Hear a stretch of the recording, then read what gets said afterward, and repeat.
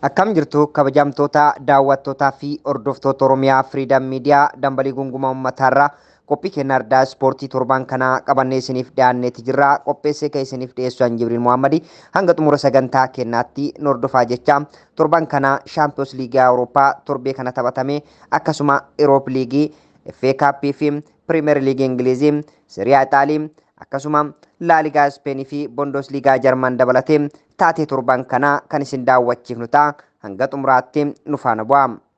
Ispoortiin fayyaadha, ispoortiin nagayaa, ispoortiin guddina, ispoortiin jaalala. Egaa mata duree keenya jalqabaa torban kana godhannee kan isiniif dhiyeessinu Champions League torbee darbe taphatame ilaalla. PSG fi Borussia Dortmund tapha walakkaa xumuraaf darbanii jiru. Tapha deebii nuusa xumuraa Champions League Awurooppaa PSG'n Barcelona irratti haloo bara 2017 baatee jira.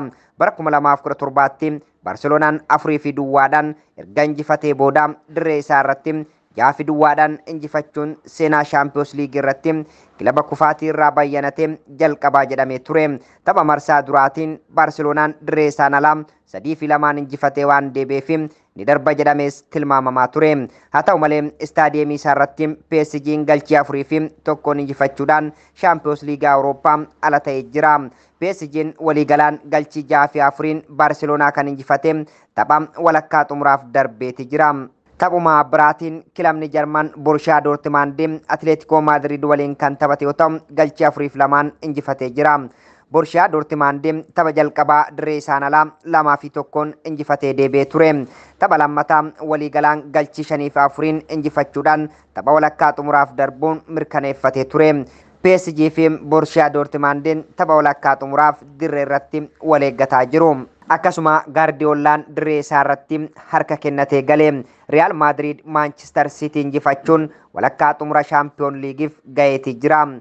Etihad irratti tapha tokko qixa bahuun qabxii walakkaa 4-4 qixa ba'anii turanii rukuttaa adda baastuutiin Madrid 4-3 injifatee darbe. Madrid walakkaa xumuraa Bayern Munich waliin kan morkatu ta'a.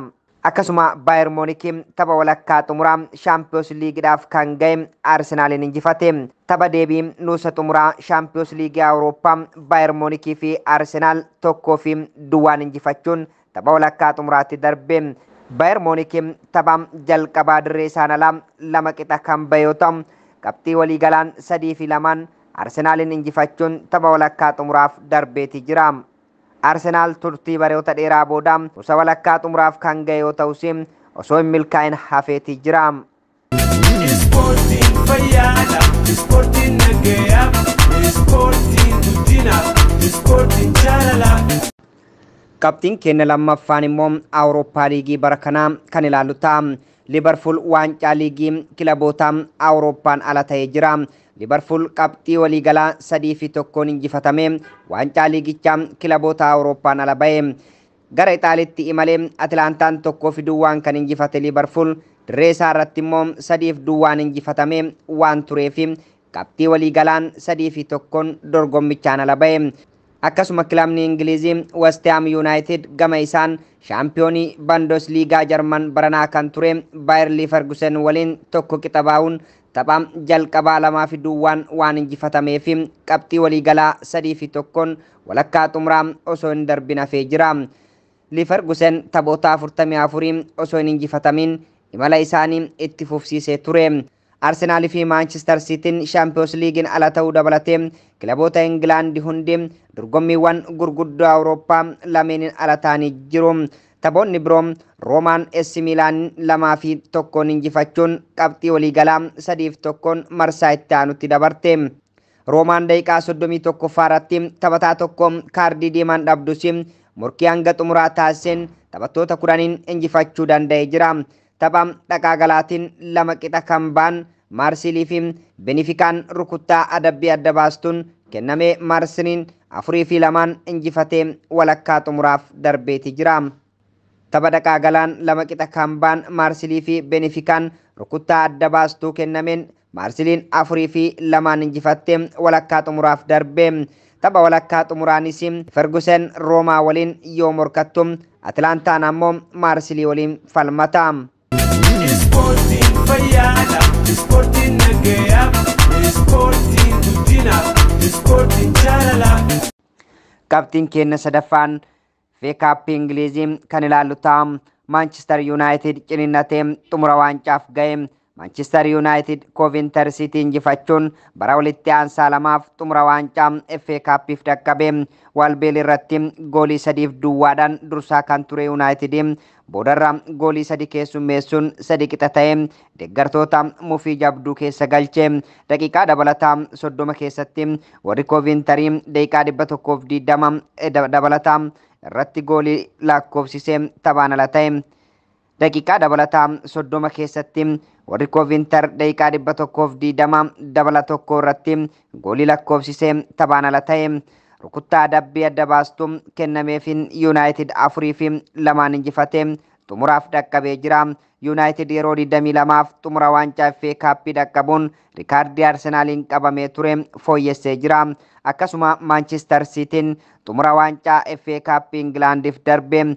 Waancaa FA Cup England tapha walakkaa xumuraa Manchester Cityn Chelsea wajjin 1-2dhaan injifachuun tapha xumuraaf dhaqqabee jira. Tapha walbeetti gaggeeffame kana goolii Bernardo Silvaan daqiiqaa 84ffaa irratti lakkoofsiseen Cityn irraanee jira. Tapha xumuraa Manchester United Wembley irratti Manchester City waliin waancaadhaaf morkata. Bara darbees kilaboonni lamaan xumuraaf kan wal argatan yoo ta'u Cityn 2-1 Manchester United injifate waancicha kuusaa keessa galfatee ture. Ispoortiin fayyaadha, ispoortiin nagayaaf, ispoortiin guddinaaf, ispoortiin jaalalaaf. Qabxiin keenya afuraffaa fi inni xumuraa Premier League Ingilizii, La Liga Spain, Serie A Italia fi Bundesliga qabxiilee jajjaboo kan ilaallu ta'a. Arsenal Premier League England dursuu eegalee jira. Arsenal Premier League England Wolves 2-2 injifachuun liigicha yeroodhaaf dursuu eegalee. Gooliiwwan injifannoo kanneen Trossard fi Odegaard lakkoofsisaniin dursummaa argate. Injifannoo kana hordofee Arsenal qabxii 74 liigichaan dursuu eegalee. Liverpool qabxii 74 gooliin caalame Arsenalitti aanee sadarkaa lammaffaa irratti argama. Manchester Cityn tapha lama isaa hafee osoo jiru yoom qabxii 73 olii qabachuun sadaffaa irratti argama. Gama La Liga Spainitti yoo deebine Bellingham tapha dheengaddaatiin Al Clasico harka isaatti galfatee galee. Tapha Al Clasico Real Madrid Barcelona 3-2 injifateera. Taphataan adda addummaa uume lammii England Jude Bellinghamidha. Bellingham waggaa jalqabaa La Liga keessa dabarsaa jiruun Al Clasico dhaqaa galaan Barcelona irratti goolii 3 lakkoofsisuun Madridiif qabxii 6 argamsiisee jira. Madrid Camp Nou irratti 2-1 yeroo injifatu goolii lamoonuu lakkoofsisee kan ture Bellingham dheengaddaas daqiiqaa 91ffaa irratti goolii injifannoo lakkoofsisee jira. Bellingham waggaa jalqabaatiin gooliiwwan La Liga Spain irratti 17ffaa Madridiif lakkoofsisuun saffisaan madaquu isaa haalaan mirkaneeffatee jira. Madrid taphichaa injifachuudhaan hordofeen Barcelona irraa qabxii 11 fagaachuun qabxii 88 walitti qabachuun liigicha dursaa jira. Barcelonaan liigicha keessatti qabxii 70 walitti qabachuun sadarkaa lammaffaa irratti argama. Gama liigii Serie A Itaaliitiin Inter Milaan waancaa Serie A Itaalii bara kanaa taateetii jirti. Inter Milaan waancaa Scudetto isaaf 20ffaa ta'e kuusaa isaa mirkaneeffatee jira. Inter Milaan kaleessa galgala masaanuu isaa magaalaa isaa kan taate AC Milaan Sensero keessatti injifachuudhaan abbaa waancaa ta'e. Tapha kana irratti kaardiiwwan diimaa 3 kenname. Gama Bundesliga Jarmaniin Bundesliga Jarman taphni 4 osoo isaa fuuyyoo osoo hin mooyamin shaampiyoonaa bara kanaa kan ta'e Bayer Leverkusen mooyatee jira.